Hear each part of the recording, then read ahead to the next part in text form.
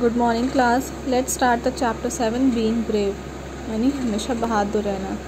Hello children, meet mister octopus. He was very shy in nature, but despite of his shyness, he dared to help a little fish from a big fish. Hello बच्चों, अब मिलते हैं हम mister octopus से, जो बहुत ही शर्मीला था अपने नेचर में, लेकिन उसकी यही शर्मीलेपन ने एक लिटिल फिश को बड़ी फिश से बचाया. While other smart creature did not do so, let's know more. जैसा कि और अदर स्मार्ट क्रिएचर्स नहीं कर सकते, लेकिन उन्होंने किया. आइए देखते हैं कैसे. Once upon a time, there was a shy and quiet octopus. एक समय की बात है जब एक बहुत ही शर्मीला और शांत रहने वाला ऑक्टोपस रहता था. He always went about on his own. वो हमेशा अपने अकेले ही रहता था. Although he wanted to have lots of friends, जबकि वो चाहता था कि उसके साथ बहुत सारे फ्रेंड्स हों उसके, he was too self-conscious. और वो अकेले ही रहता था, लेकिन वो बहुत ही ज़्यादा सोचता था. One day the octopus was trying to catch a very slippery oyster. एक दिन ऑक्टोपस एक स्लिपरी ऑयस्टर को पकड़ना चाहता था. Before he knew it, he had tied himself into one massive knot. उसे पता चलता इससे पहले कि वो खुद को अपने आप बांध दिया. And he could not move, और वो मूव भी नहीं हो पा रहा था, हिल भी नहीं पा रहा था. He tried with all his strength to wriggle free. उसने बहुत सारा कोशिश किया, अपना पूरा स्ट्रेंथ लगा दिया छूटने के लिए, लेकिन but it was a waste. लेकिन वो सब मेहनत बेकार चली गई. In the end, despite the great embarrassment he felt at being sing in such a tangle.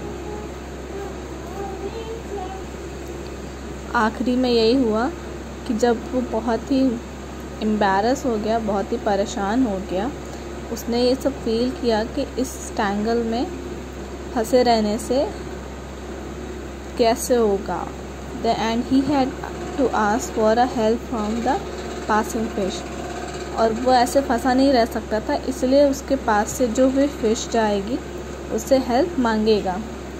Many fishes passed, ignoring him, but one very kind little fish offered help to untie all those tentacles from all those suckers.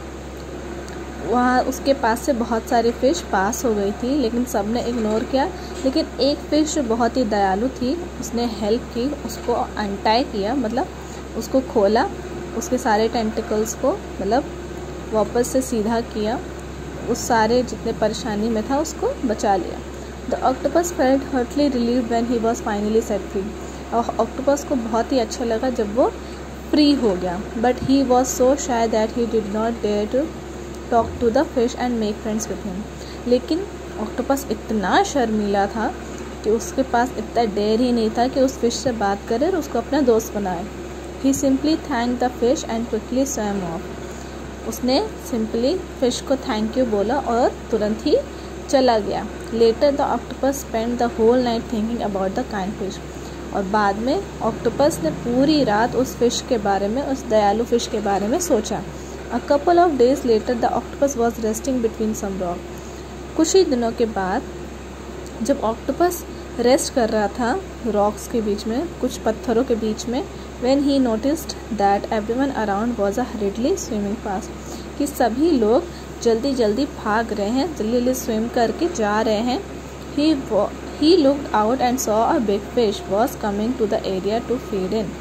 उसने देखा कि एक बहुत ही बड़ा fish उसके area में आ रहा है सबको खाने के लिए.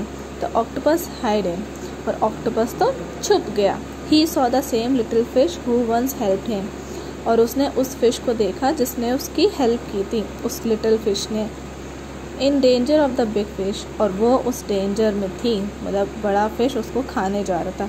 The little fish needed help, और उस छोटे फिश को हेल्प चाहिए थी. But the big fish was quite dangerous that no one could dare to go near him.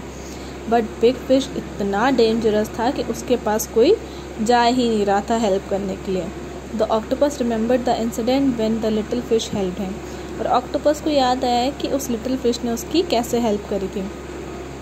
Without hesitating, the octopus came out from the rocks and it heavily shot allergic liquid over the giant fish. तब octopus ने बिना हिचकिचाए उस little fish पत्थरों से बाहर आया और heavily एक एलर्जिक लिक्विड शॉट किया, मतलब एक एलर्जिक लिक्विड बाहर निकाला अपने मुंह से उस जायंट फिश के सामने। The octopus quickly grabbed the little fish and swam back to the rock. और फिर जैसे ही उसके आंखों में अंधेरा छा गया तो ऑक्टोपस ने लिटिल फिश को जल्दी से पकड़ा और वहाँ से पत्थरों के बीच फिर से चला गया। Everything happened so fast that the big fish had no time to react. और सब कुछ इतना जल्दी से हुआ कि बिग फिश को दिखा ही नहीं कि वो कैसे रिएक्ट करे।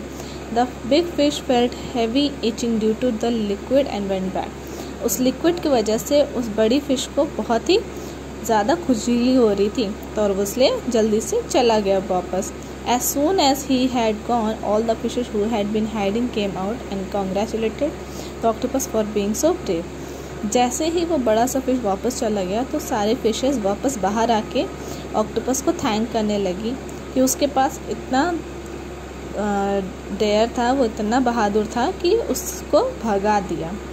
तो लास्ट में यही हमें मॉरल ऑफ द स्टोरी मिलता है कि शायद होना अच्छी बात है, लोगों की हेल्प करना भी अच्छी बात है, इससे हमें हेल्प भी मिलती रहेगी। अगर हम किसी की हेल्प करेंगे तो हमारी भी सब हेल्प करेंगे। So thank you class.